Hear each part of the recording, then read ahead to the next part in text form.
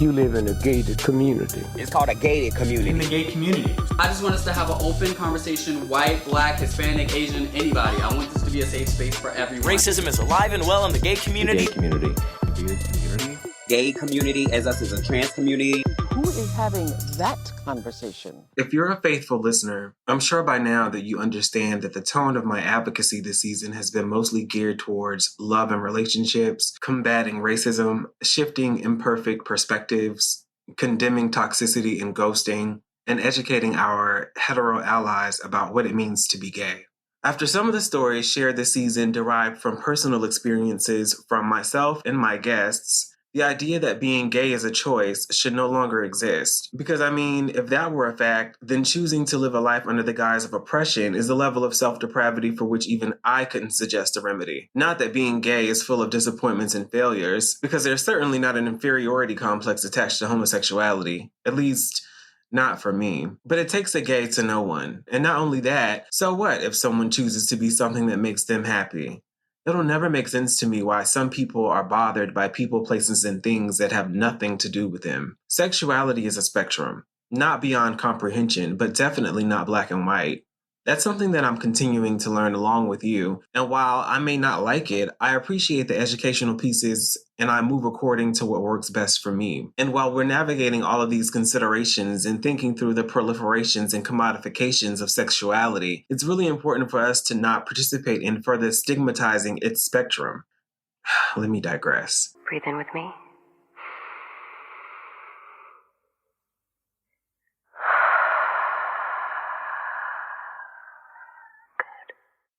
Love is not the end-all, be-all, but it's come to be the common denominator of subjects when I speak to different people about what they want in life. People near and far, from young adulthood to middle age, and people from a multitude of socioeconomic backgrounds. My focus was and is to speak positive energy into the audience of the world, blazing the trail with laughter, advice, informativity, and transparency. And even if my voice reaches an audience of millions, only to touch and influence the soul of one, it's still a win. This is the season finale. And my hope is that I've had an impact on reshaping the method of thinking for the betterment of communities and mankind. And that I've encouraged you to be brave, accepting, aware, but most importantly, that I've helped in some positive way to refocus the lens of what life could and should be with the love and acceptance of yourself.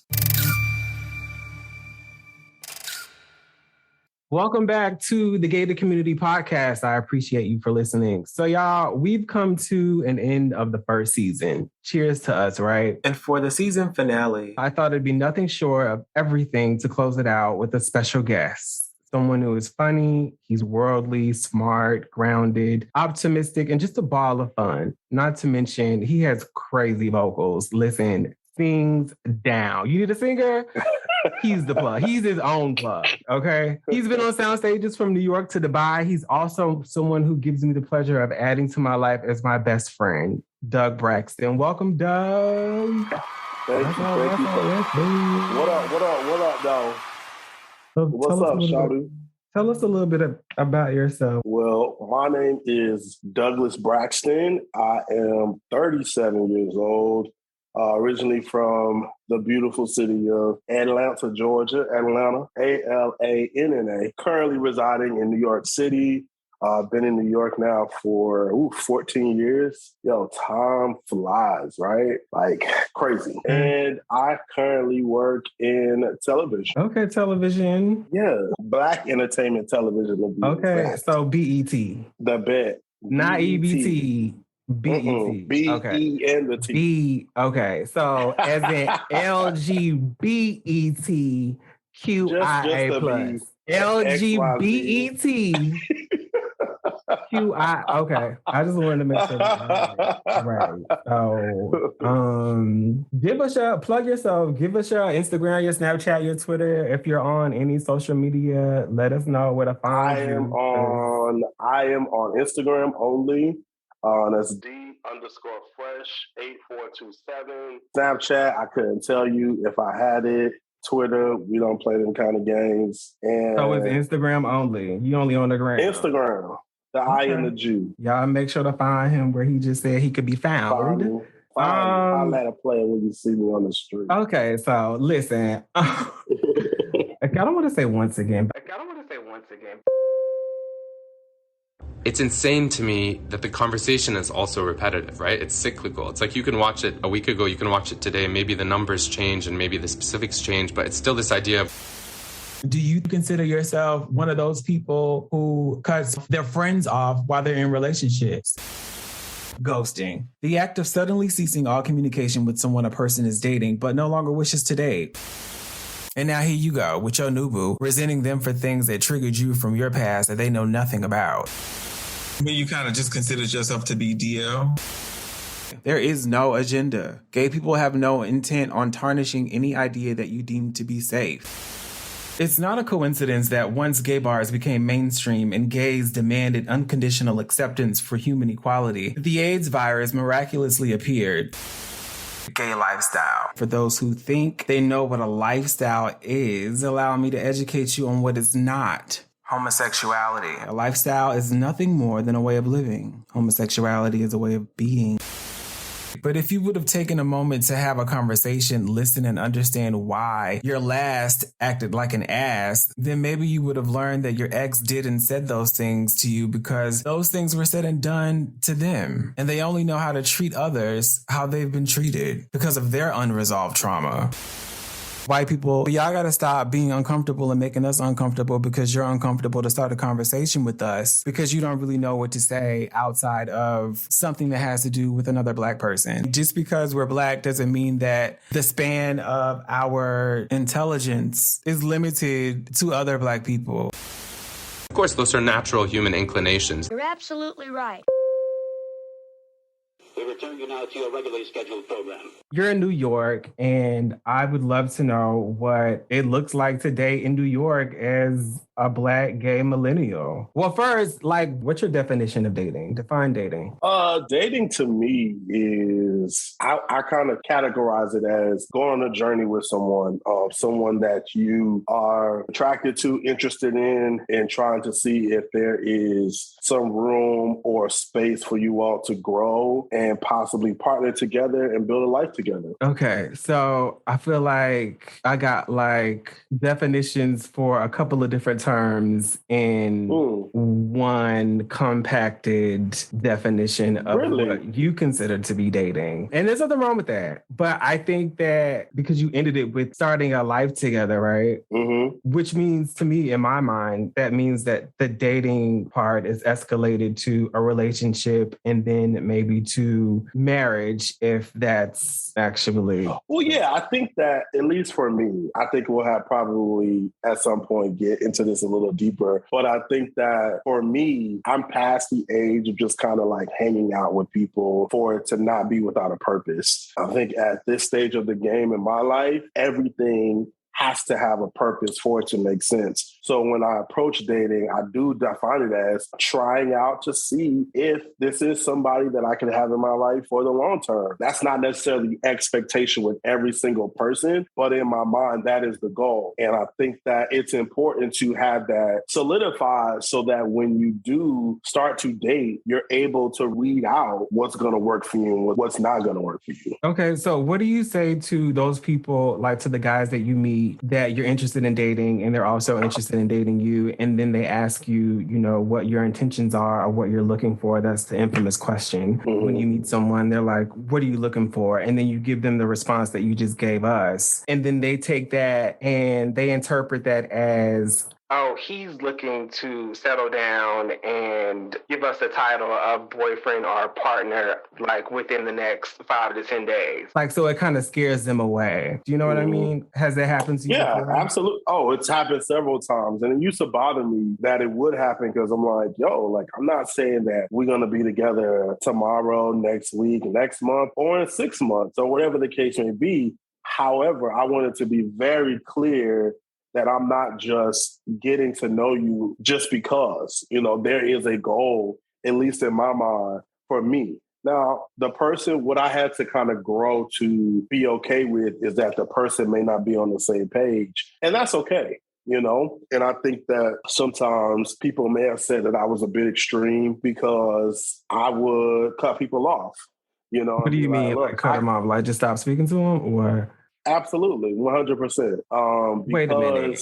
Okay, go ahead. I don't want to interrupt you. Snip, snip. You want me to get the scissors? Yeah. You know what? Well, because because in the past, I feel like you have kind of reprimanded me because that was something that I was so used to doing when it comes to not just dating, but people in general. Like if you're not, I like to live my life on the lowest difficulty setting, okay? And if you are doing something, saying something, or lack thereof that does not coincide with my peace, then I'm like, I'm not really interested in, but I'll let you know. You know what I mean? Yeah. To run that back again. Sorry, because I got a little distracted. But you're saying that if someone doesn't really agree with or isn't on the same page as you, then you just cut them off? Mm-hmm. Well, listen, I think so here's my thing. And, I could be wrong, but for where I am now, I'm very much okay and solid in this space. I have a solid group of friends in my life that are, I can depend on them. We can give each other solid feedback, all of the type of things. So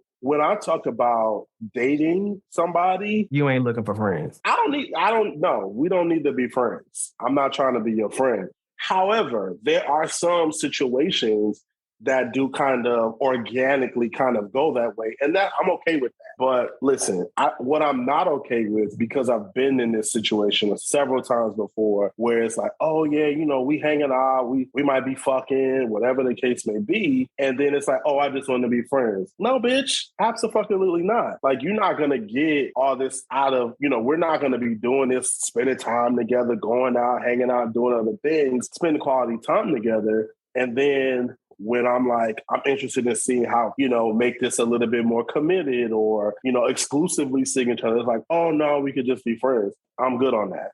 And a part of reconciling that was me not being intentional and clear in the jump and saying, hey, this is where I am mentally. This is what I'm trying to achieve. This is where I'm trying to go. If you're on the same page, cool. If that's what we're both trying to do, great. I can go down the road with you. If it doesn't work out, it doesn't work out. But being unclear and ambivalent about that has not worked for me. So I did and made the necessary tweaks to say, hey, no, you're not trying to date or be in a relationship anytime soon. Cool. Nice to meet you. Have respectfully. Sometimes not respectfully. Okay. Disrespectfully. Got it. It depends on the situation. What do you say to the guy who might feel like, wait, I feel like you're rushing into things, like, why can't we be friends first and then progress into maybe a relationship, or why can't we be friends while simultaneously dating? Would you feel like if it didn't work out between the two of you, that you would still feel like he was just kind of playing with your time? Because although he said, he wanted to get to know you on a friend level while dating you and things didn't work out, it may have ended in a way that appears as though all he really wanted was maybe a friendship and or sex. Like, how do you reconcile that? I think that for me, it all boils down to setting intentions very early on and being very clear about them. Like, I think that the foundation of any solid relationship is friendship. And so, while we're dating or getting to know each other, we are building a friendship. However, we're both in the same mental space that we are looking to be in a relationship at some point. It may be you, it may not be you. It may be me, it may not be me. But as long as I understand that we're on the same page, I'm cool with that. I'm okay with that. I'm okay with, yes, we need to build a friendship. We need to spend time together. But we're also very intentional about the type of time that we're spending together too, if that makes sense. Yeah, I got it. Because I think it's different when me and you hanging out, we friends, like we are hanging out as friends. Yes, we spend quality time together and stuff like that. But that's like a different genre to the friendship. You know what I mean? Absolutely. We're not befriending each other today. We're befriending each other because we're friends. Mm-hmm. You know what I mean? Right. It's a different kind of quality time. But there are people out there who think that There are people out there who think that the tone of certain friendships should mimic, or it should look like the same type of or tone of friendship that they have with their partner or their boyfriend. I'll give you an example. So say you and I are dating. I think we've had this conversation in the past about how we feel about certain things, like certain words and phrases that we deem to be unacceptable coming from our partner or saying to our partner. Example, I'm just getting home from work and you're at my apartment and you're like, hey girl, what's the tea? How was your day? And I'm like, excuse me? Like, you don't say that to me because that's not something that you should, this is inappropriate.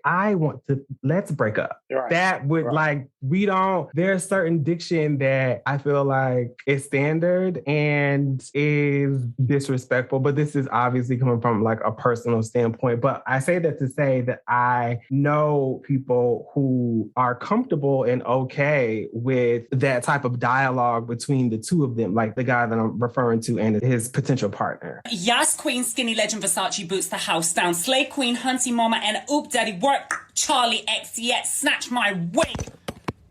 So I guess I say that to say that coming home from a day's work and you saying, hey girl, what's the tea? Like, how was your day at work? That's what we say to each other. But it's different when it comes from your boyfriend, or it's different when you're the boyfriend and it comes from your partner. And I think that's a line that's pretty much drawn in the sand, cemented in the sand, maybe across the board about the dialogue between partnerships. But some people are okay with that. And they're like, that's who he is. That's how he speaks. And I'm not going to ask him to change, because I'm really big on meeting people where they are and accepting them who they are and deciding at that point if that works for you or not. But obviously everyone and everything is not for me.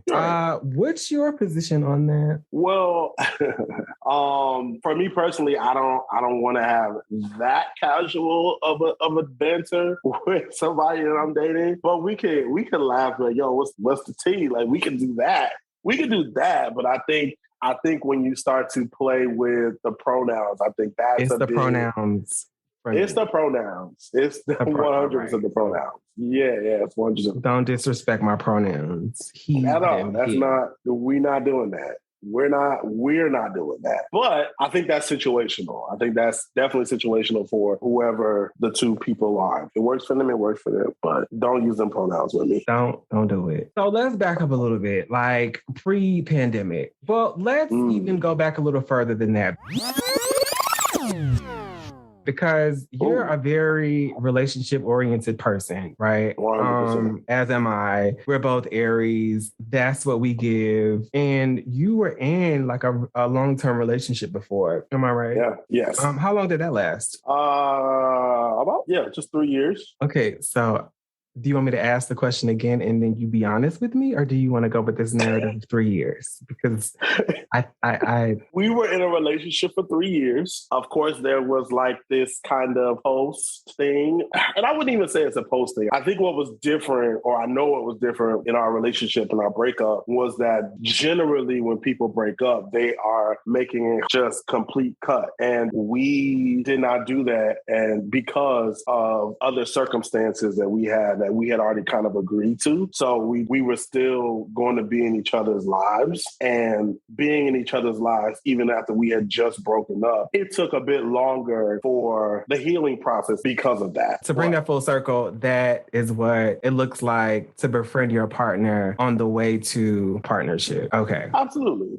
We both know, like, a lot of guys are just like, we broke up. I don't want to talk to that nigga no more. Like, what am I? No, fuck him. Like, I'm not doing all of that. You know what I mean? And I don't fully understand that, because I feel like you've been with this person, you have great times with them. Unless there was something really foul and fucked up, I don't see why you cannot be friends with that person, with that ex. I mean, I don't see why that's a threat to people. The only reason I think it's a threat to people is because they're not over the situation and there may be temptation. That's the only thing that I can see why you would be so adamant around, I can't be around my ex, or tell somebody new that you're dating, I'm not comfortable with you being friends with your ex. Okay, so there's the element of jealousy. There is the element of, like you said, like not being over the situation. I mean, because it's almost like the death of a loved one. You don't just, someone dies in your life that you were close to. You don't just wake up the day after you find out that they die and you're like, oh, okay, well, I'm fine. Like there's a grieving process after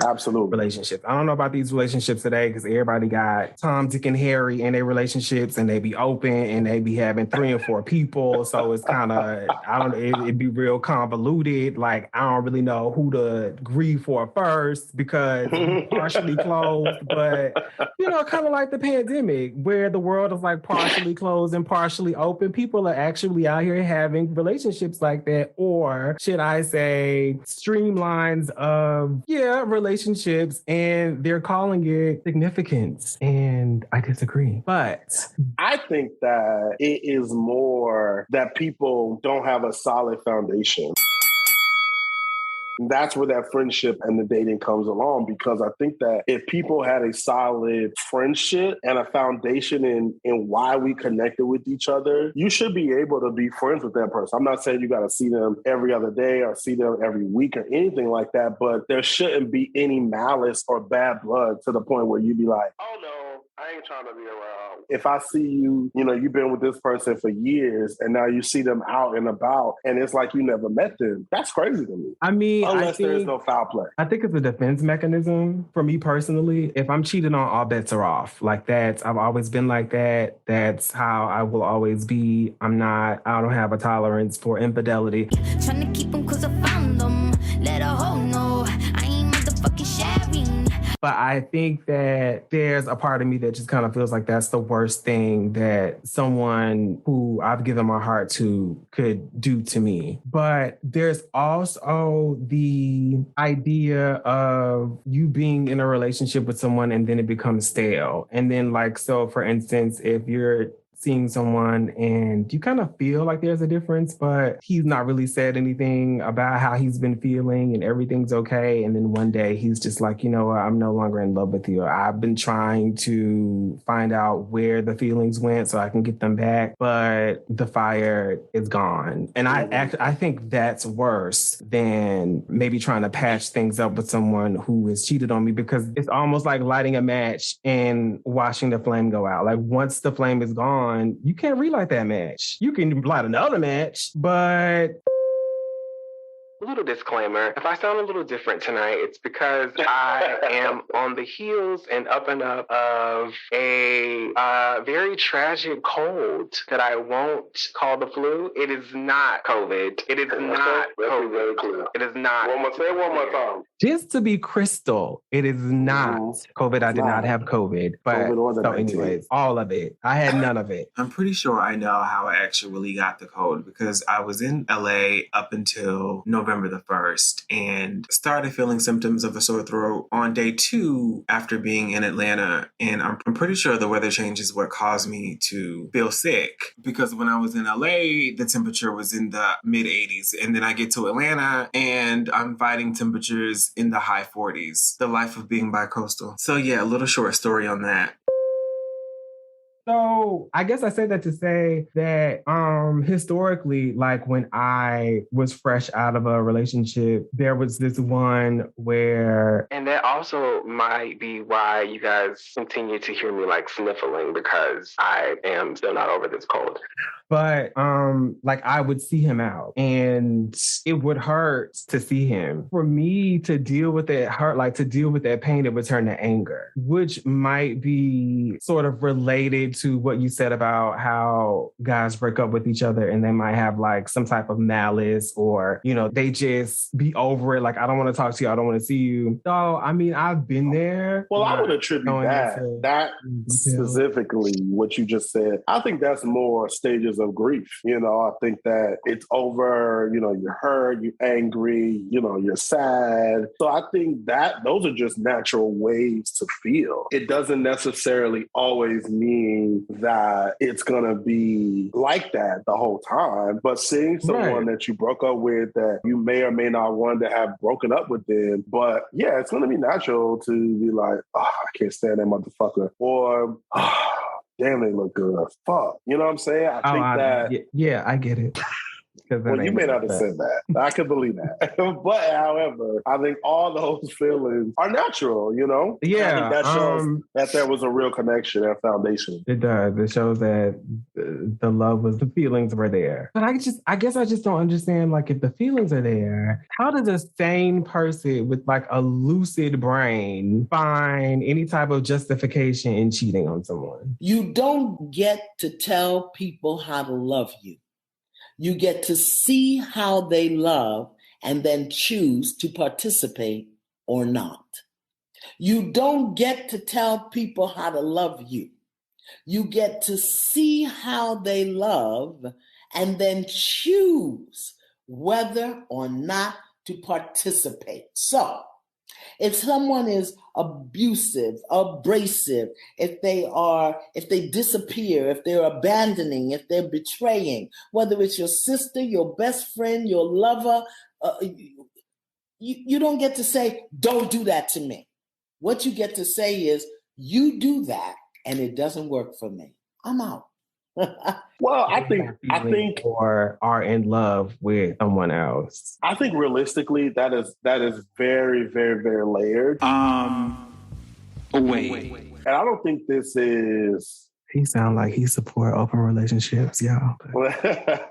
No, I don't. Well, I don't. That doesn't work for me. Let me tell you something, sweetheart. I don't know how y'all do shit where you from, but let me tell you something. Where I'm from, we don't do shit like that. But I do support people's decisions to have an open relationship, because I think that what sometimes people don't want to really talk about is that we have needs, right? We have needs, we have desires. And over time, those things change. They ebb and flow as we grow. We are ever evolving, growing people. And I think that where we go wrong is we stick to this one kind of mindset that, oh, it has to be like this for the totality of our relationship, kind of forgetting that we're going to grow, we're going to change, we're going to start to want different things, and different things are going to change in terms of level of importance. I can respect that. I can respect everything you just said. And not to cut you off, I can respect all of that. Yeah. The only thing that I don't respect is when those things begin to change and you feel the need to satisfy whatever changes that you are having by adding someone else to the equation. When the formula is 1 plus, do people know how to do math? Because I thought when you add, what's 2 minus 1? What, 2 minus 1? Okay. So, which means let's check that. 1 plus 1 is 2, right? It's okay. 2. So I don't really. Well, look, I think that this is the thing, right? And I think specifically when it relates to male relationships, or we're breaking it down to gender. I think that specifically speaking to gay male relationships, it's different because women are naturally wired to be emotional beings. That's one, right? And before you know, not right. Ready to go. Yo, that's true. That's literally true. That's scientifically true. A scapegoat and a cop-out. It's not a scapegoat. And a reason to give men. That's not true. A free pass to be like, oh, well, I'm not giving a free pass at all. I'm not giving a free pass. What I'm saying is that we're built differently. So when you think about a heterosexual relationship, there is this yin and yang. Let's fight. Yeah, go ahead. There's this yin and yang. yang of a man and a woman, that the energies are not the same, so it creates a different type of bond. Now, what I'm saying is when you talk about two men, it is a different type of bond, which requires a different level of communication and talking about what you need and what you desire so that both parties are happy. And I think that it's important to talk about these things. Just like I said, it's important to talk about what your intentions are long term. It's important to talk about, is monogamy what you really want? Let's talk about that at first, because I think that that's important to say, yes, I'm a monogamous person, but I think for some people, monogamy is great and it works and that's what they want and that's what they want to do. But however, we're not dead. We're not blind. We're not going to not be attracted to someone. That doesn't mean that you have to act on those attractions. But here they go with that bullshit. There is always some bullshit around the corner. We ain't got time for the bullshit. Sometimes some people can say, look, I'm monogamous, but if we go away to the Dominican Republic, Greece, whatever, there's no comma. There is no punctuation. The only punctuation after I am monogamous. I don't think it's that narrow, though. I don't think it's that narrow. And I'm not saying it has to be. It's either you are or you aren't. The ghetto. Okay, so on a very, very elementary, basic level, monogamy this is on a basic level. Yes, as adults, we all have choices.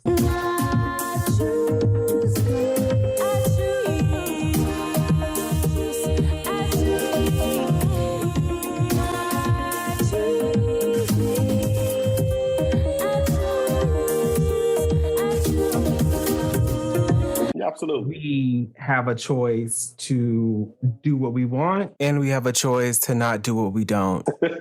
So on the same basic level, there's also communication, right? So you can communicate to whomever is in your life about that choice. You know what? Right. I don't choose to be with one person. That's not what I choose to do. If that doesn't work for you, it just doesn't work for you. I don't even have to apologize. I'm not going to apologize for who I am. That's just who I am. And I don't see anything wrong with it. So I'm not going to apologize for it, but I will communicate to you and let you know that this is not something that I'm interested in or that I know that I will ever commit to doing. You get to see how they love and then choose whether or not to participate. Also, you have the choice to communicate on that same basic level. You know what? I'm a monogamous person. I only want to be one.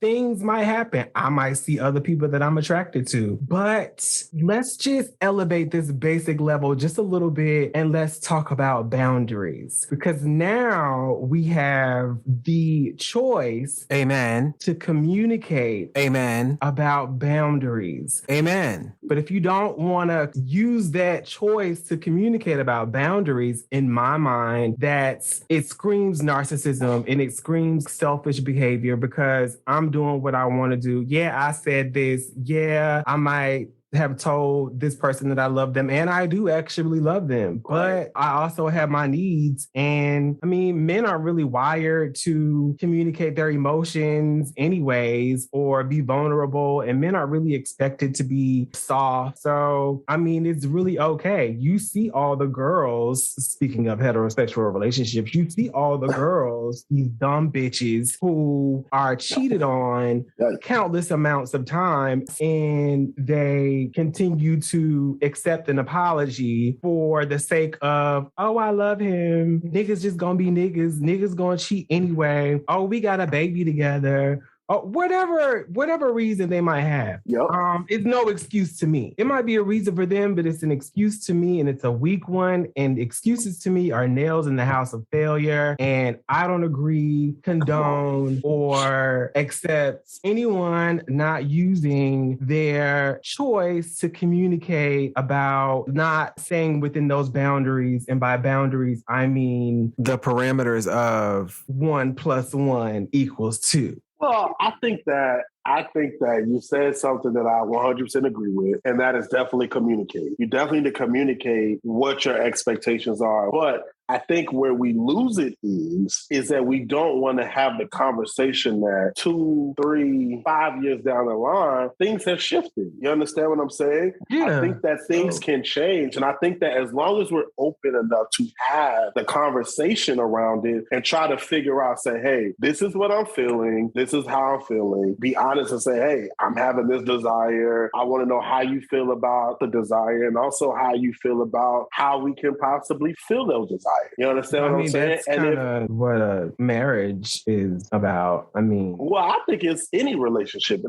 not bound to just marriage. But I think that where people go wrong is that they don't want to have those type of conversations because, one, they're not easy and they're not comfortable. They're not a comfortable conversation to say, hey, welcome to reality. Yeah, I'm feeling about, I saw this nigga and he looked good. And, or I've been daydreaming about us having a threesome, whatever the case may be, people don't want to have those type of conversations because of a myriad of reasons. And I think that if you establish open communication from the jump, and say, hey, I feel like I want to be monogamous right now.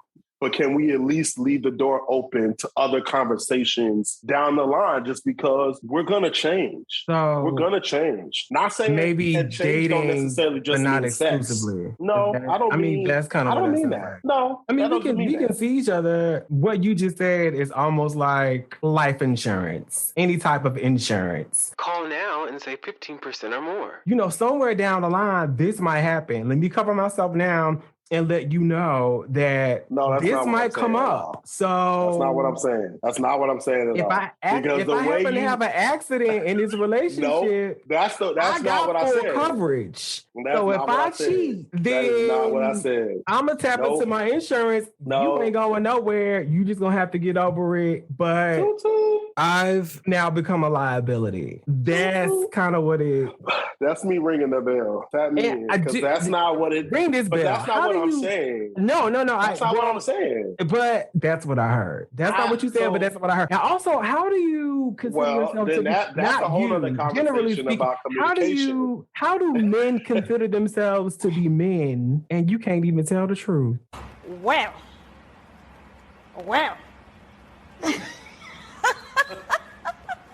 Next question.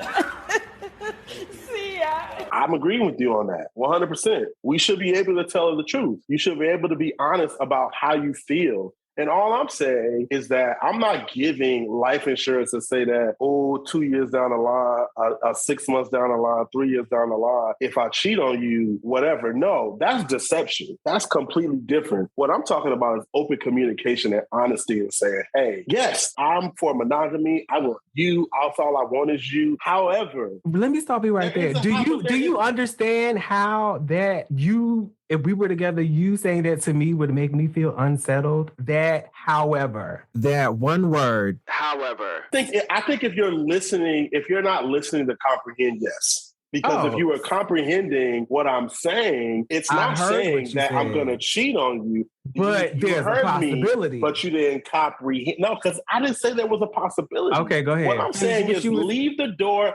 I'm saying leave the door open for communication around what satisfies us. And that's not just for me. That's you too. Okay, so this has nothing to do with cheating. It has nothing to do with cheating. Okay.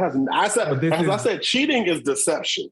I'm not talking about deception. I'm talking about open, honest communication about how as we matriculate in a relationship, we are going to change and evolve. Our desires are going to change and evolve. That may not mean I want to act on it, but what I'm saying to you is that if you're my partner and we're doing life together, I want us to be able to talk about everything. I understand everything, anything, whatever. So if I come to you and say, hey, this is what I'm feeling. This is what I'm desiring. I want to communicate that with you. And it opens up a dialogue. It don't mean it got to go into, yes, we going to Greece tomorrow and we going to have a fucking fuck fest. No, it don't mean that. But at least I can talk to you about what it is. Because that may be open up a conversation. Well, you know what, babe? That's how you feeling? I want you to be fulfilled. So let's figure out how you can be fulfilled and happy so you do not cheat on me. I 100% agree. And what threw me was when you said, let's leave the door open. Let's leave the door open. Well, because I said, let's leave the door open for communication, for the conversation. Should never close. Period. Like, so there should be no need to say, let's leave the door open for open communication to talk about how we might feel in 3 or 5 years or whatever. Like, that should be understood. I think that, of course, it sounds like it should be understood, but I don't know if that's,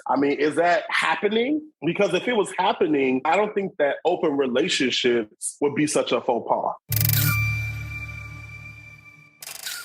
Okay, really quickly, let's get into some informal statistics. How many friends do you have, gay friends do you have that are men, not lesbians, that are in relationships?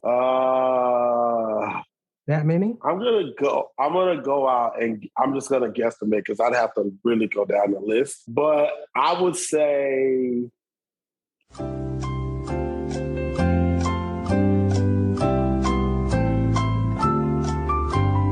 about 40%. So out of 40 to 50. How many friends do you have?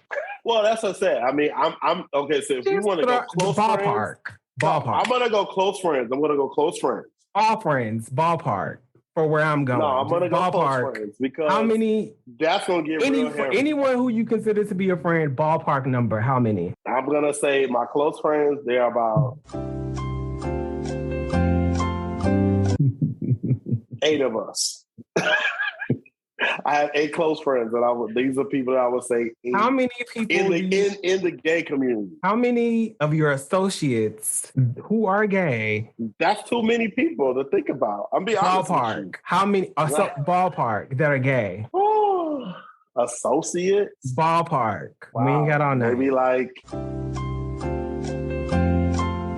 30, 40 people. 40 people. Of those 40 people, how many of them are in monogamous relationships? Well, they associates, so I don't know if their relationships are monogamous or not because I've been fooled before. So I'll say the people I know that are in relationship with someone, out of that 40, I would say about 15. 15 out of 40 people. Mm-hmm. And they're associates. So a lot of these people, I don't really get We just talking about the numbers. I just want to look at the numbers. I don't really care about the title or the association. I'm just looking at the numbers. So you gonna make me get more. I need my wine. Let's go get it. You want to go get it? Go get it. Go ahead. I'm listening. I'm still with you. 15 out of 40. 15 out of 40 people, which is less than half. It is. Are was that like 35, 40%? Let's talk about why you think that number might be so low. Ooh, do we got enough time? Let me check and make sure I got enough battery on the iPad. Let me just make sure I got enough. Listen.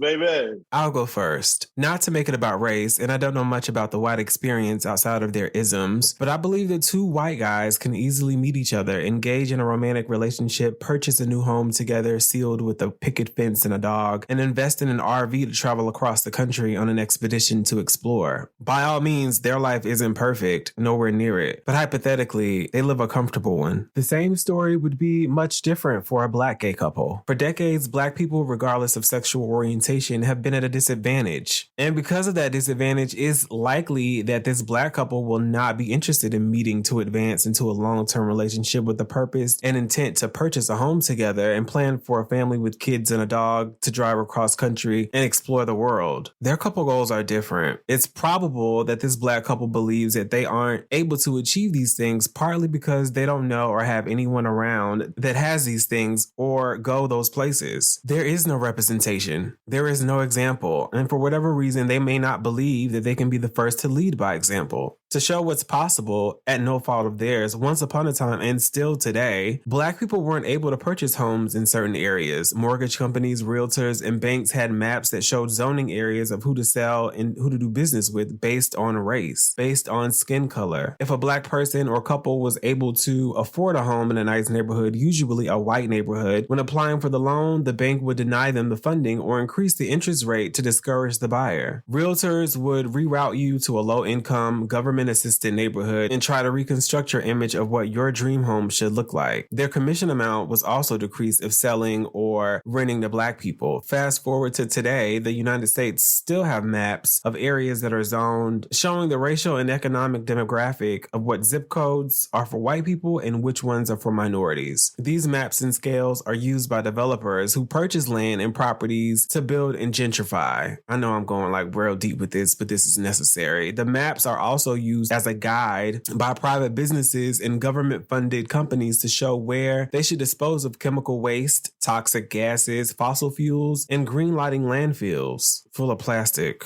amongst trash. All of those things can produce cancer, stillborn babies, shorter lifespans, learning disabilities, breathing problems, body dysmorphia, and death. And these places are usually secured, delegated, and regulated by your city and state representatives to areas that have high minority and low income populations.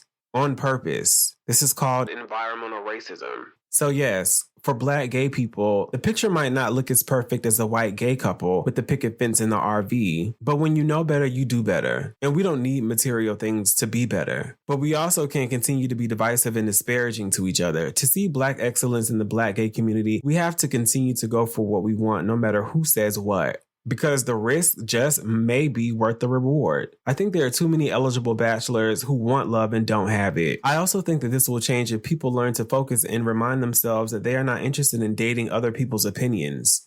And learn not to care about the opinions of others, even if it makes you feel good. Because at the end of the day, the only thing that should validate you is a mirror.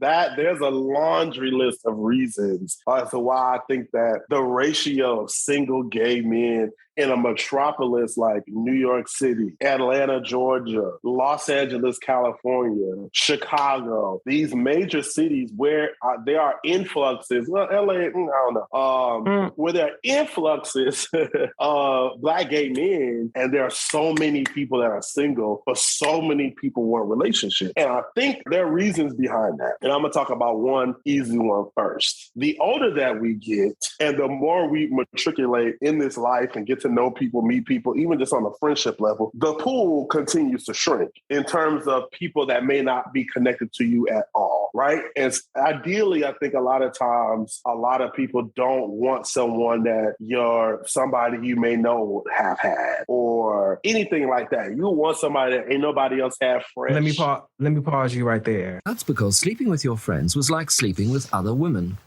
They wanted real men, and those had to be found elsewhere. Real men were more attractive because one wasn't attracted to one's contemporaries, sisters, gay people. I was once asked by one of my bits of trade. He said, "Well, why do you like going with me? Why don't you go with one of your friends? They're so elegant and attractive." Such as Jim, he would say, what's some name? And I'd say, oh my God, I wouldn't go to bed with her.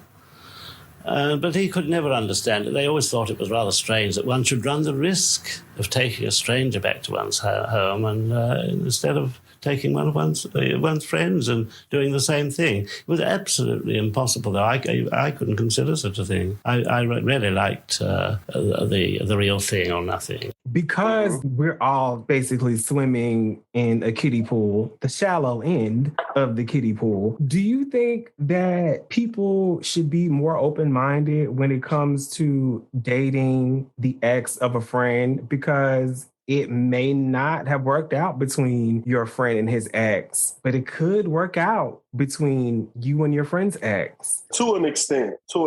I don't even think people are open-minded or mature enough to believe that, first of all, to try and date or seek out guys that they might genuinely be interested in because they might not look good together on social media. So I think that same caliber of people wouldn't be able to comprehend or process the idea of their friend, be it close, distant, or associate, dating their ex-boyfriend. I feel like that narrows the pool even. So now we in a bathtub. We ain't even in the pool no more. We're really in a sink. We in a sink. In a bathroom. And that's exactly what we're doing. we're sinking because no one is giving anyone that I know of the time of day to get to know them as a person. Are you trying to get to know this guy? Someone that you might like, and they might be like, people are insecure. Girl, why you people like, are insecure, right? People are insecure, right? I think that's one thing, because this life is not an easy one. I mean, there are so many standards and things to live up to that it sometimes can be overwhelming. And that's definitely a contributor to why people probably second guess and, dating the unconventional attractive guy that other people may not deem attractive. But it's like, look, you ain't got to date the nigga. You don't got to fuck the nigga. I do. So I need to be okay with that person. You understand what I'm saying? So I think there's that. When it comes to friends dating another friend's ex, I think there are levels to that, right? If you dated the person, it didn't materialize into a relationship, I think that's different. But I think that person ideally should be fair game, right? But if you and I talk about somebody that you were dating, you were really into that person, you really wanted it to work out, and we've had several conversations around that, I think that is a bit of a hairy situation, because now I'm also sensitive to the fact that you were really into that person and that it might be weird that me and this person connect and it's a great situation. So naturally, I'm going to steer away from that, regardless of if we met and it randomly somewhere else and it's like, oh my God, it was cool connection, but I can't really fuck with you because one, I know things about you from one person, my friend's perspective, and my friend was really into you, that it may not be now, but I would stay away from that. See ya.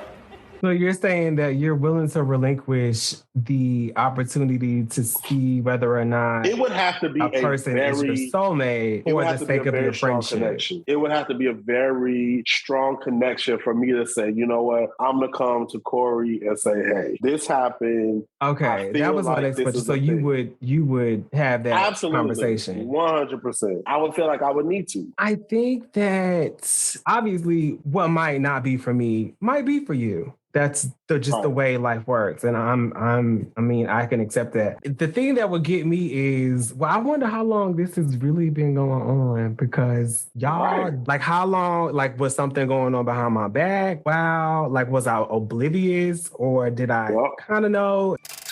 Or even maybe somebody in your friend circle that you've been friends with for a while, you've just never looked at them like that. But this person actually checks off 8 of the 10 boxes that you require for what you want in a person today. So it's also shifting that perspective.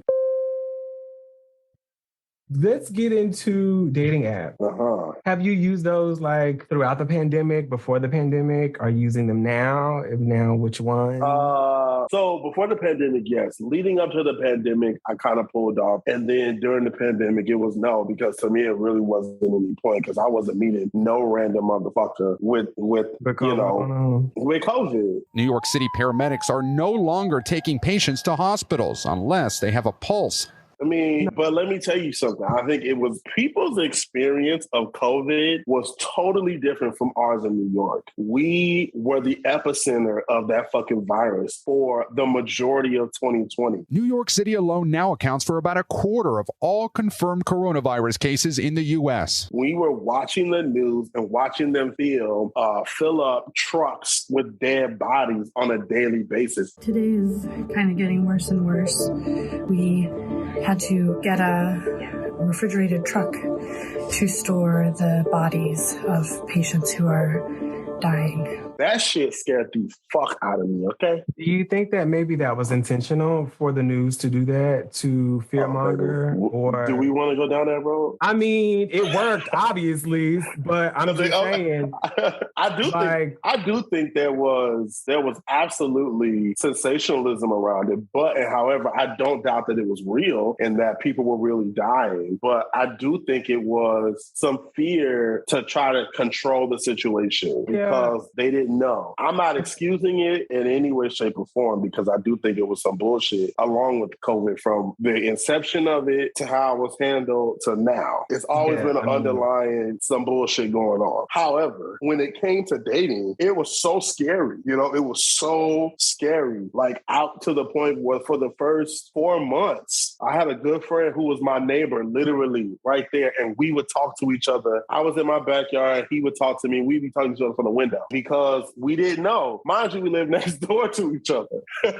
So it was that serious. So no, during the pandemic, all that shit was clips. All that shit was clips. I believe there was some truth in the media. I also believe it was like a mixture between propaganda and definitely sensationalism, but I do believe that there were some truth. The only reason why I say that I feel like some of it was propaganda was because people were going into hospitals, or maybe people that worked in hospitals, or like even myself, when I went to go see one of my doctors and I asked him, like, are the hospitals, is your hospital really like what's being portrayed on the news? And he was like, no, absolutely not. Like, we have a COVID unit or a COVID ward, and we only have 3 patients in there. One was discharged today, and one was on a ventilator, and the other one was just like in ICU. And I was like, well, I wonder why they're saying. Tonight in Los Angeles, a local emergency. New coronavirus cases have been confirmed, and now a startling warning shaking the region of 10 million people. Los Angeles County reporting its deadliest day of the pandemic so far. The coronavirus killed 274 people there yesterday. The death toll in the county, now more than 10,000. That is the highest in the entire country, according to Johns Hopkins University. Los Angeles Mayor Eric Garcetti saying morgues and funeral homes are so full, they are turning away grieving families. So, I mean, I guess I said that to say that I believed what I saw, what I read, what I heard, but there was another part of me that was like, I know better than this. But I'm not the fucking oracle, so obviously I don't know everything. But I feel like they left us, the media left us with no choice but to believe what they were feeding us, thus why people may have feared living any type of normalcy to the point to where they had to talk to their neighbor between windows. And I think that extended to dating. But on the positive note, I do think that a lot of people got a chance to meet people throughout the pandemic via dating apps because they wanted to maybe break the monotony, or because they needed something to fill a void and maybe be able to relate to another person who's in their situation, with maybe an attempt to give birth to a new union between two people, be it friendship, be it dating, be it whatever. But statistically, the usage of apps, they increased like... Oh yeah, I believe that. Throughout the pandemic, gay and straight apps. I just wasn't one of those people. I wasn't one of those people. You think, yeah, that's them, not me. That wasn't me. I mean, listen, I tried, I did have a conversation or two with, a couple of people, and then I would really kind of bail because it was like to a point like, oh, well, let's meet up. We can just walk outside in the park. Nigga, it's in the air. Why would I walk in the park next to you? I don't even know you. You know what I'm saying? But I was also one of those people that there was a one friend, me and the guy, we had met before the pandemic, and I felt like we really connected, and I was trying to connect with them again. And I was like, look, I will stay in the house for 14 days. I won't go nowhere. And he wasn't with it. And I was okay. I mean, it bothered me, but I was like, okay, whatever. Outside of him, I wasn't trying to, no. In my mind, walking through the park, I could have caught COVID. Walking through the park, we could still catch COVID. To this day. To this day. To this day. But then in that time, in March, April, May, we was leaving boxes and Lysoling boxes in the hallway. I mean, we were Lysoling groceries because people were touching it. We didn't know. It was crazy. That virtual shit, what ain't for me. I like human connection. One of my love language is quality time and touch. Like, I want to feel your energy. I don't want to just see it through a phone or through a fucking iPad or something like that. Or even just talking on the phone. That's cute and all, but I don't even have to talk on the phone that much. And I get a lot of flack for that. But it just is what it is. Like, if we're going to spend the time together, I want to see you in person. You understand what I'm saying? I get that. If you Instagram on is a any fucking apps, let's name them. Tinder. Is Tinder still in like a thing? Tinder is still there. Tinder, Hinge, Grindr, Jax, Adam for Adam. Baby, you pulled that out from what, 2001? That's enough. Those are the ones. I'm on Tinder, don't actively use it, but I do have an account on Tinder. So let me ask you this. Are you actively looking to date? Yes and no. I go through waves. So hard to get a straight answer. Don't exasperate like that. Don't exasperate. That's honest. That is really honest. And I do. You exasperate at me, and I exasperate at myself because yes or no. Are you actively looking today, or are you actively taking up space? I want to date, yes. Is it really easy to meet people in public in New York? Someone say really easy. Is it relatively easy? Yeah, I think now, at least my experience, I think the older I've gotten, the more kind of confident I've gotten in having real conversations with people that I may be interested in. Sometimes I may be a little bit loose on the juice too, but OJ. Whereas, and not OJ, because the glove didn't fit, so you must have, let me stop. The glove.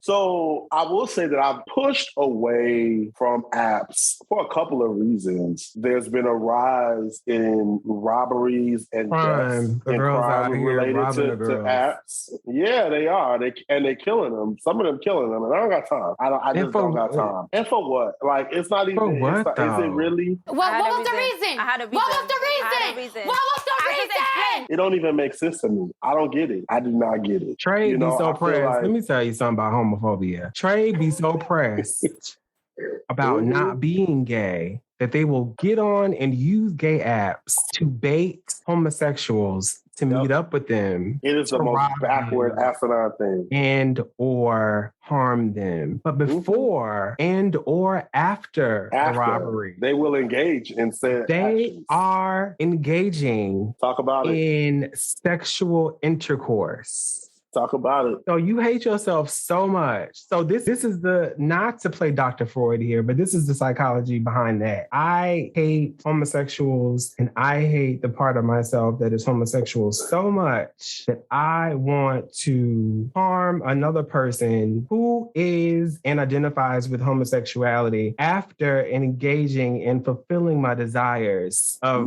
homosexual sex. It's the self-hate for me. It's the self-hate for me more than even the homophobia because it's so deeply rooted in... I mean, they're kind of interchangeable, homophobia. You're right. They are. I guess you're right. They are interchangeable. You're right. Because it's so sad that specifically for Black men that we are raised, or not even just Black men, because I think it's Black women too, but the Black community, we're raised and taught to think that living a different life or being true to yourself that doesn't align with heteronormativity, is that a word? Heteronormativity. If it doesn't align with that, that is wrong. And that is something to be frowned upon and not accepted to the point where people will hate themselves and then do harm to others who accept themselves.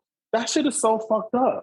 But Black people, we don't want to talk about that. Oh, but I'm talking about it now because it's disturbing, it's psychotic, it's asinine. It's crazy. It's sociopathic. Sad. And it is very unfortunate to the victims who have been in those type of situations or experiences. I mean, they give gay people a bad name. They give gays a bad name, a bad look. And it's disturbing to me because there is nothing that compares to that type of behavior in straight culture. I don't even think straight people, they ain't got no culture in the straight world. That's not fair. Nah, come on, man. They got a culture. What's the culture? I mean, what is straight culture? I can tell you what gay culture is right now. But explain to me educate me. I'm here. Well, I guess I would. I just want to give and be a bit more inclusiveness. We're not disassociating them with anything. We're just having conversations about facts. What is white culture? Is there white culture? Is white culture? It literally almost came off my tongue. White culture? Yeah. What is white people have no culture? I don't want to say what I was going to say because it ain't politically correct. It might be low-key racist. Racism? That's the only thing that I know that's associated with their culture is racism. Black culture? Black culture could be, I think elements of black culture could be considered heterosexual, black straight culture. You know what I'm saying? So black straight culture because there are elements of it. Well, I mean, I wasn't talking sexual orientation. I was just talking race. Oh, okay. Because at first I fucked up because I thought you said gay culture. I could say you said straight culture. I mean, before. Yeah. But now straight we're talking about black culture versus white culture. No, that's sexual orientation. Race, white culture is jury's still out for deliberation. Yeah, we gonna. They just came back with a verdict, and they're guilty for appropriating black culture. That's their culture. That's white culture. The appropriation of black culture. This episode has been sponsored by white culture. So I have a profile on Hinge that I get on and I get disappointed with the options that are there, which is also frustrating because I know people who get on Hinge and they go on multiple dates. And I'm like, well, who are you going on dates with? Because I don't see none of the people. Who are these people? Where are they? Because they not on the app. When I swipe and I go through, they not the people. Where they at? I went on a date a few weeks ago with a guy that I met on Hinge. But you know how many profiles, you know how many guys I've matched with to get to this one guy who's like, let's go on a date? I can tell you 999,999. Exact 204, 5, and 47.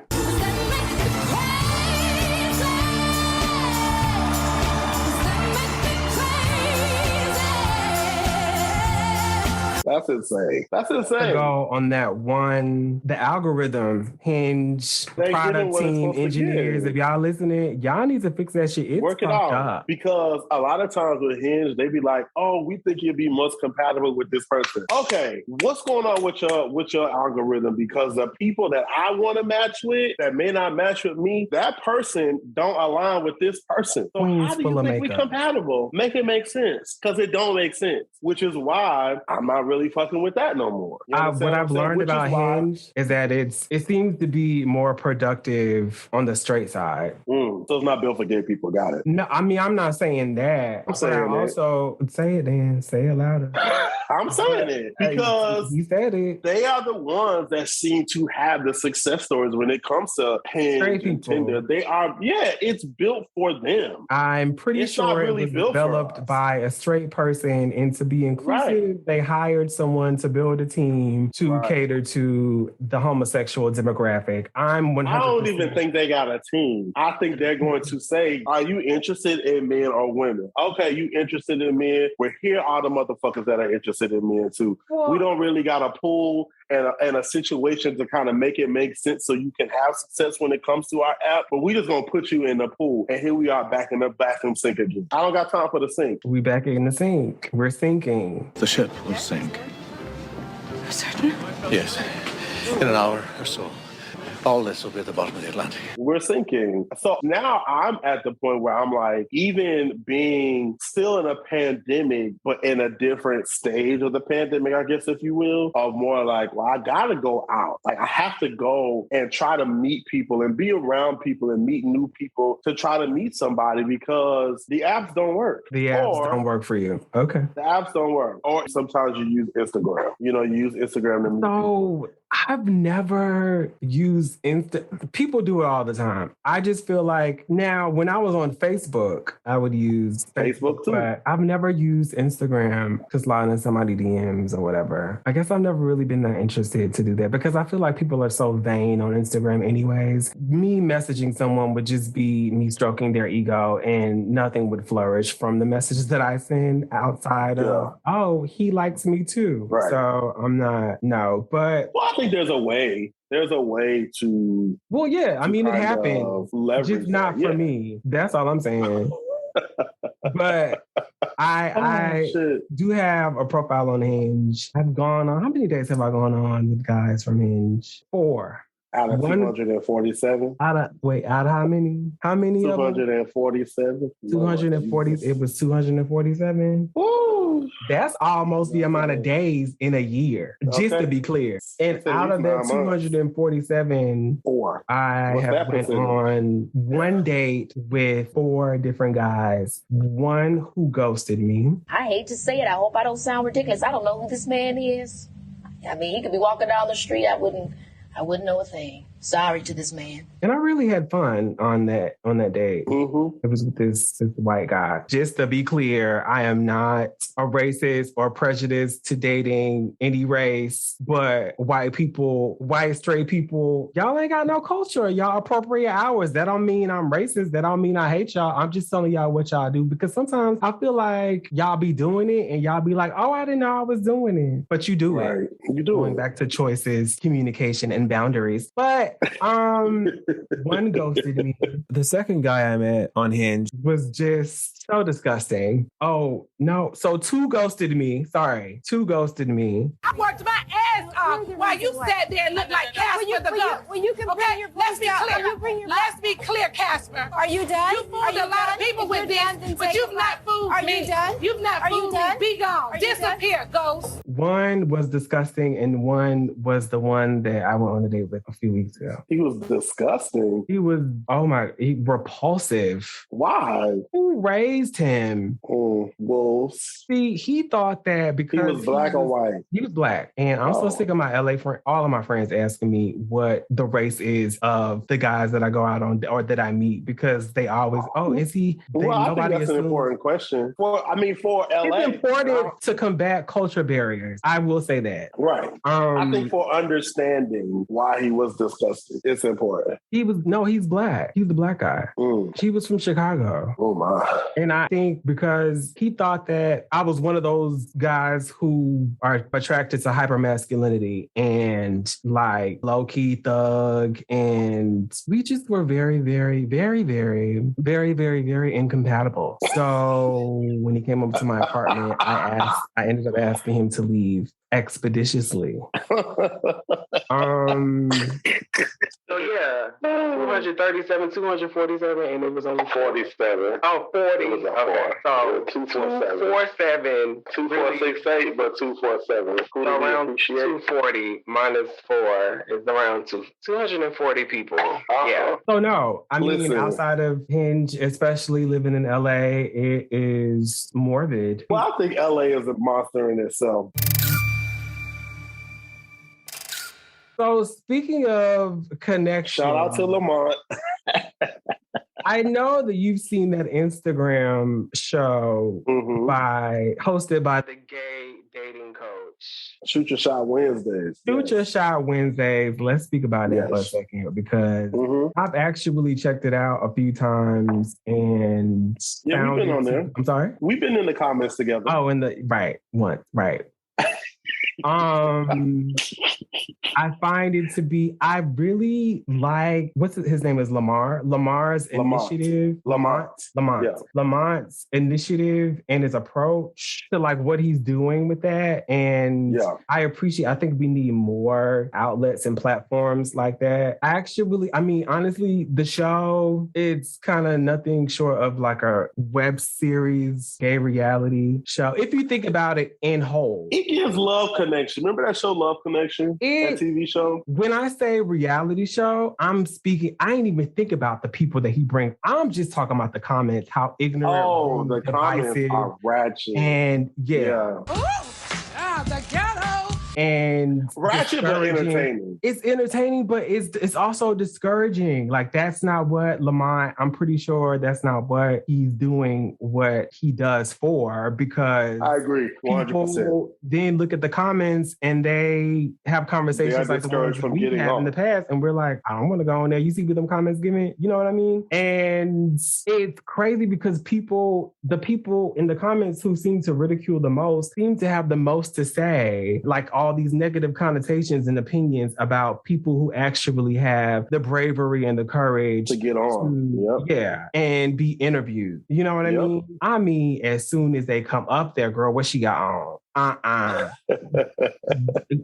Clear her. Oh, they go for the jugular. Next. Why he tall? Why his teeth? Did he brush his teeth? Like why? Right. It's bad. Giving me bottom. Really, really bad. It's giving bottom. Derogatory. Oh, he say his top. It's giving me very much power about. Like the comments have no chill. Can you ever have a relationship with a woman that isn't a complete mess? No, and that's why you need a top. You need a dominant top to get your ass in line. That's what you need. You and Chris Brown. Well, what are your thoughts about his show? My thoughts about it are, I think what he's doing is great. I think the intentions are great. I think it has the propensity to be something really, really, really, really dope. I think there is a catch-22 with the show because, like we said, the comments are a very large part of why people log on and watch. There are a lot of people who just watch. I mean, I put people onto it and we laugh and we talk about the comments, just the comments alone, not even really paying attention sometimes to the people who actually come on. We're just laughing about what some of these people are saying in the comments. So that part, there's an entertainment factor to it, but there's also this part that it's like, this is really kind of fucked up because, like you said, a lot of those people that are in the comments that are reading you down get on there every week and they don't ever get on. They will never get on and say, hey, I'm shooting my shot. So I think that part is fucked up. I think that shit is fucked up, you know, and it doesn't put us in a good light. It doesn't put as a community us in a good light. It makes us look like a catty group of people where there's one thing like, you know, when you watch like The Housewives, they talk about light shade, front shade. Front shade, light shade is fun. I think that's something that you can laugh and ha about. But when you start really digging at people and say, oh, that nigga look like he broke, he ain't got no job, you know, like, come on now, like, you don't gotta do that. Like, and you know, we laugh, so, you know, and I'm like, damn, like, that's really fucked up. But he like he sells drugs, 5-0 about to be knocking at his 5-0 about to kick the door in. He lived with his mama. Yeah, come on, like, that's not okay. See him at the gas station selling dime bags of weed. How you get on here so fast? That kind of stuff. It be fucked up. Do you think that he should control his comments? Do you think he should have moderators or like admin people that are in his like? I don't even know if that's a thing on Instagram, but I don't know. I don't think it's possible on Instagram. I mean, I think in an ideal world, I think there should be some sort of filtering, but at the same time, it is a part of the appeal. I think, you know, and I think I have different thoughts on that because I think that sometimes because of that, I don't think that there is a wide range of people that would get on the show because of that alone. One, because of the comments. Two, because if you go live and you're not necessarily out to your social media community or world, everybody's going to know you're on the show. And he's asking you, he's asking you these type of questions that you may not necessarily be comfortable with. So, you know. You can always, can't you, like, no. You can't not answer the question. You can tell him that you don't think. Oh, yeah, you can totally not answer the question. Yeah. You can totally be like, well, he's going to ask you, what's your age? What's your weight? What's your height? Are you team top, bottom, or verse? That's a very like controversial, taboo question for people to ask because that leads into toxic masculinity about a feminine person should be a bottom, a masculine person should be a top. So there's that. There's so many levels and it's so convoluted because people are not comfortable with themselves in a space that is open to the world. You got to learn how to say, so what? So what, the dick ain't as big as you like it?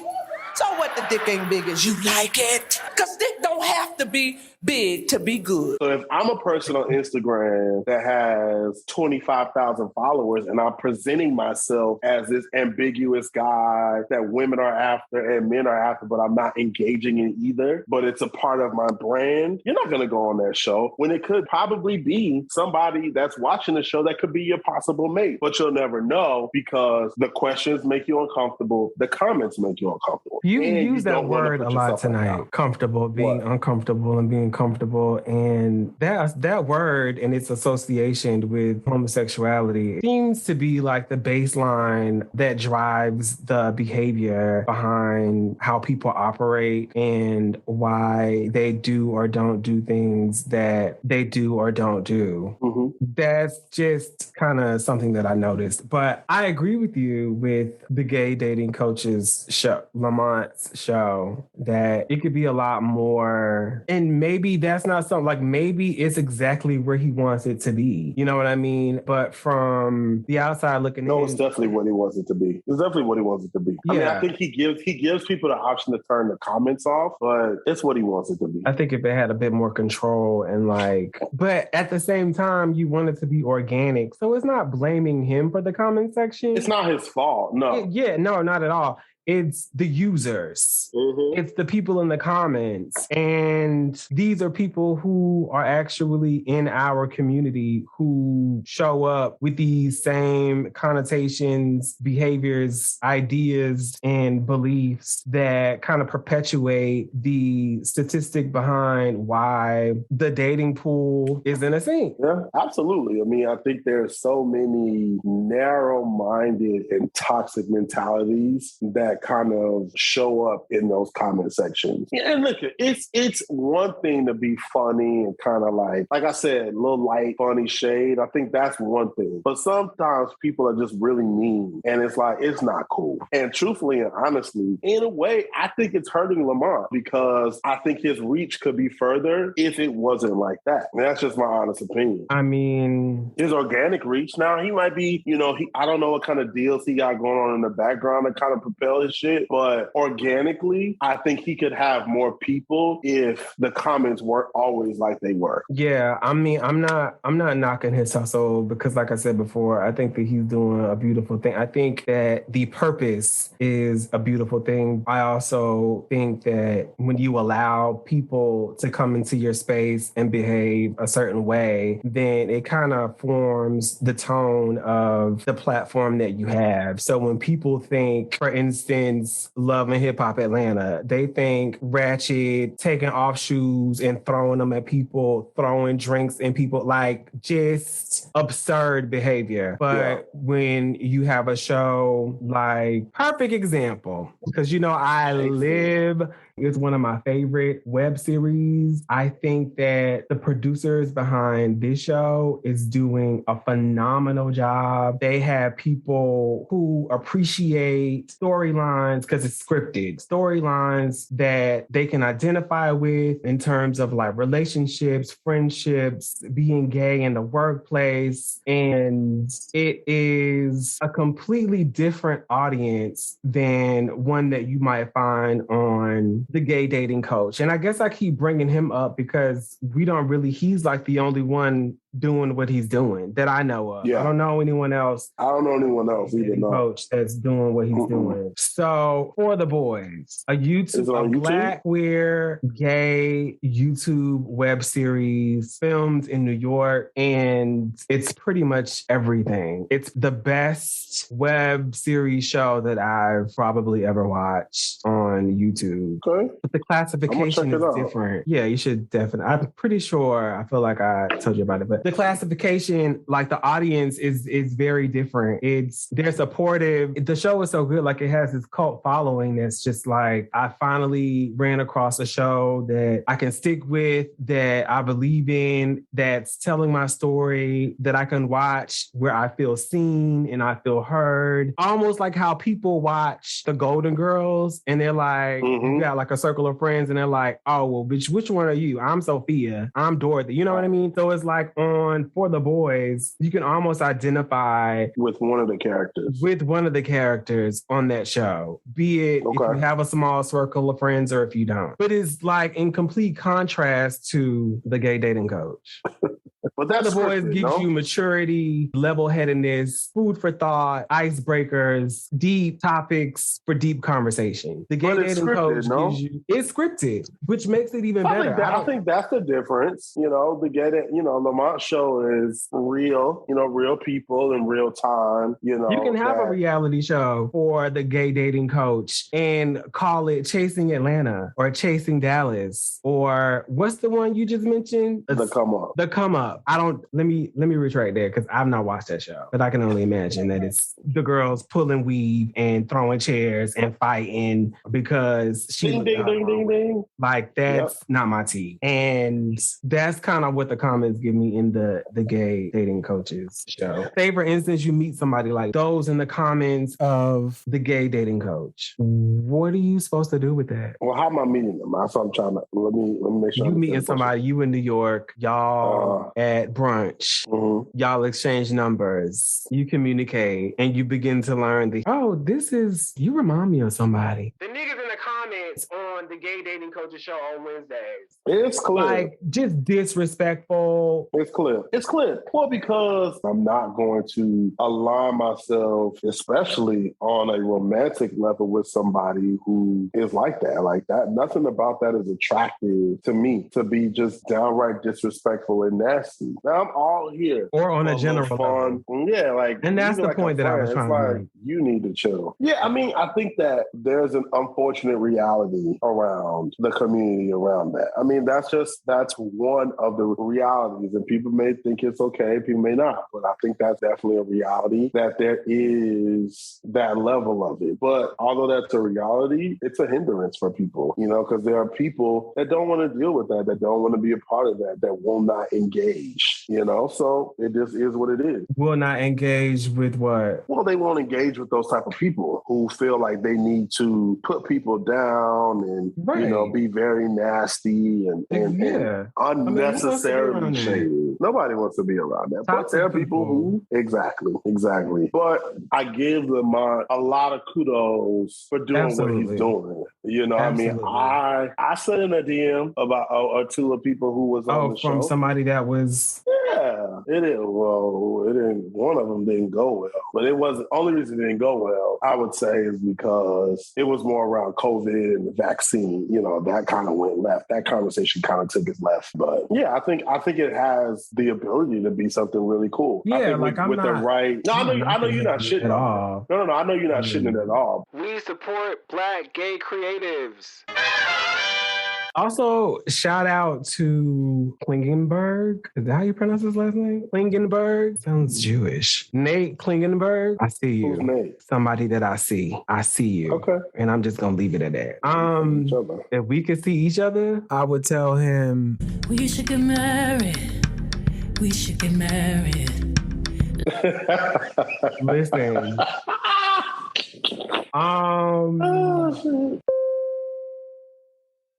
I'm almost to a point where I'm like, this fight for unity, cohesiveness, and respect within the LGBT community, it's above me. I'm tired. I am exhausted. I don't want to say hopeless because I know that there are other people out there that are like me. But with this being the season finale, the last episode of the first season, out of everything that I've talked about up until this point, it's like, is anything or are any people really changing? Like, have I done something even to make like a dent inside of the community to kind of transform it into anything except what it is right now? Because I think having these type of conversations is completely going that direction, because I think having these type of conversations and even the podcast in general is, my understanding is for it to be thought-provoking and forward-thinking, to make people or introduce people to a different way of thinking other than the kind of catty, backbiting kind of culture that's already there. It's like, no, we can be fun, but we can also uplift each other and have real conversations without being, nasty. So I think if anything, that's what you're doing with this podcast, is kind of opening up or helping other people have these type of conversations. So yeah. Well, thank you for that. That might best friend. She a real bad bitch. Cause sometimes I just be over here like, one and done. This is the one and only and final season. But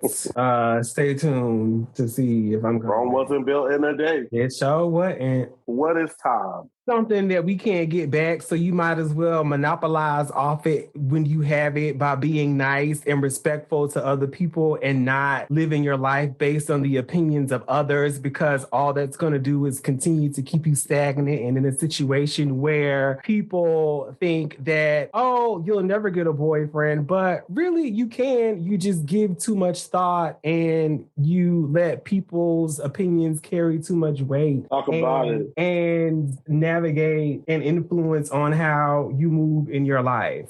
That's what time is.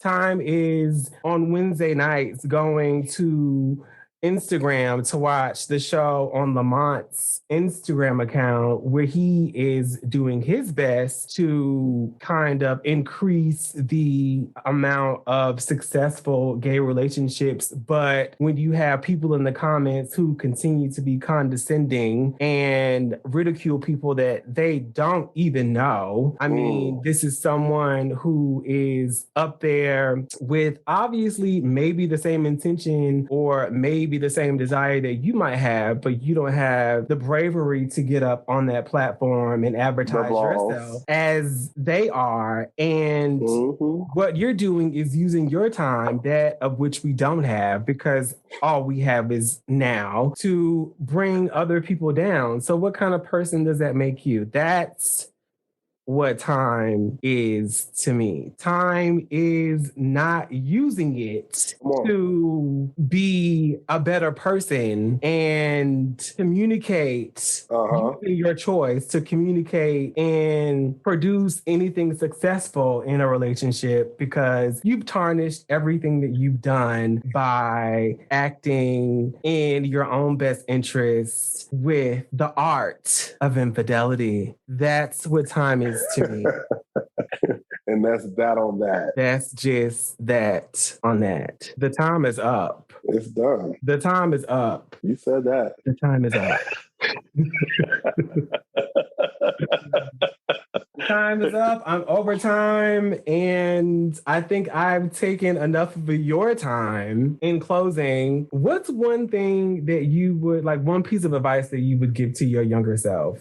Oh, be true and honest with yourself. And I say that because I think that, and I kind of touched on this earlier, as Black men, as Black gay men, we are conditioned to not be in touch with who we are. You know, we are conditioned to be what we are told we are supposed to be. And on the tail of time, we don't know when this life is going to end. If anything, 2020, 2021, COVID-19 has taught us that we could die at any point or anything at any given moment. So in all moments, every day, be true and honest with yourself, because at the end of the day, that's who you got to go to sleep with. That's who you got to deal with every day is yourself. So as long as you are true and honest with yourself, your life will be happy. You'll be happy in your life because you're being authentic to yourself. Be honest and true with yourself. Period. Transparency is key. 100%. Transparency is key. Lastly, what's the gays just trigger me. What's one piece of advice that you would give to the LGBT community, like Dave Chappelle? Wait, wait, say that one more time. One piece of advice that you would give to, what is something that you want the LGBT community to know? What is it that they need to know? They need to learn, they need to assess, they need to reevaluate, they need to understand. I think they need to understand love and compassion for each other. I realize everything that you've despised me for.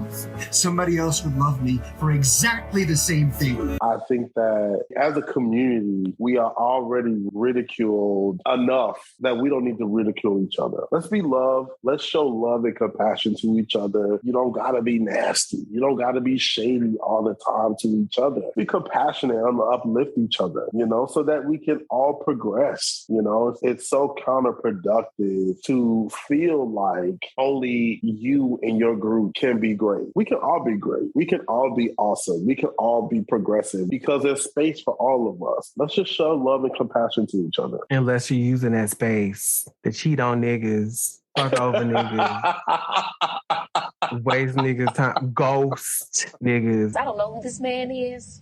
Unless you out here ghosting niggas, using that space and that time to ghost I'm not niggas. gonna say what I want to say about you. Say it.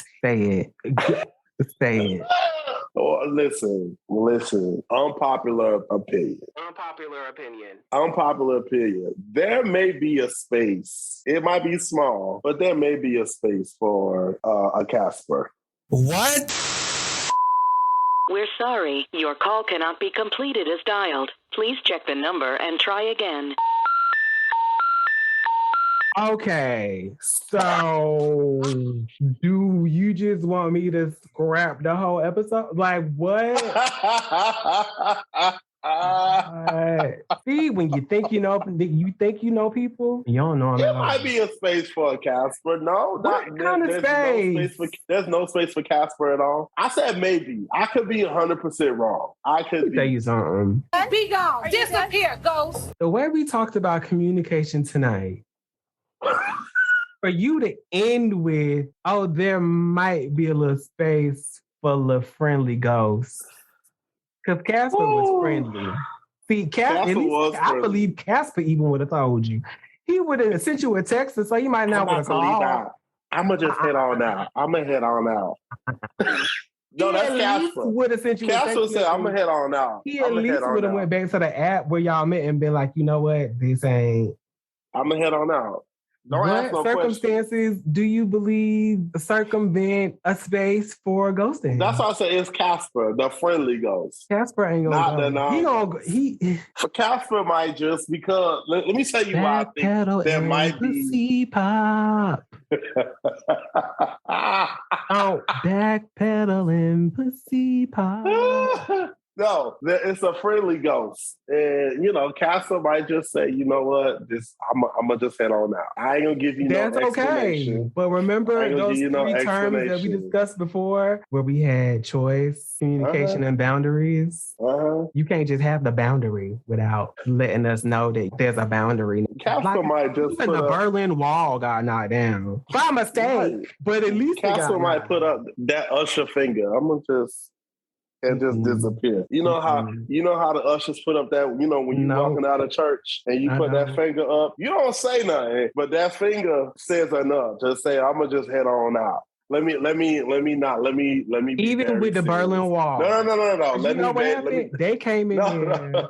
No. I want to be very clear that no, ghosting is not okay. Everybody say it with me now, okay? Accountability feels like an attack when you don't realize the damage your actions have on other people. One more time. I was fucking with you in that moment. It's not okay. It's not. Ghosting is not okay. You should 100% always be honest. If it's not working out, if it's not going to be, what you thought it was going to be, let a person know. And I'm guilty of it. I'm guilty of it, but I also have been a victim of it, and it does not feel good. So be honest. I knew that was a trigger point, so I just figured I would just put that. You know what? Stop trying me on my time because I'm reclaiming with the House Reclaiming my time. Reclaiming my time. Judiciary. Reclaiming my time. Okay. Reclaiming. Yeah. No. I'm with you. We see each other. We good. Okay. Y'all, he is so rude. He is so rude. On that note, rude. We're going to close out. Go ahead and plug yourself one more time, dude. Find me on the Insta and the gram, D_fresh8427. Holla at me. I accept most requests, not all. Oh, it's private. If you got Bitcoin, it's Forex, call it a dub. Don't even, it's not going to happen. Be careful because them niggas with them private profiles be ghosting y'all. Just be careful. I'm telling y'all. Don't.